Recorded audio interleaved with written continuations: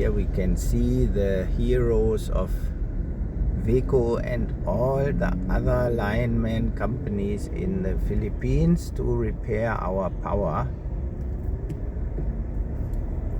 And this is really great. So you see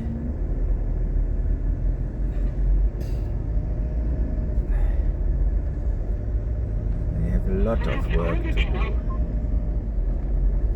but luckily they are fast. Our neighbor barangay already has power back, so we hope it can be not too long that we also get the power back. But you see, they have to replace everything and rebuild everything here, because the poles that used to be here is just rubbish. And the next poles coming up there, you see, are still down.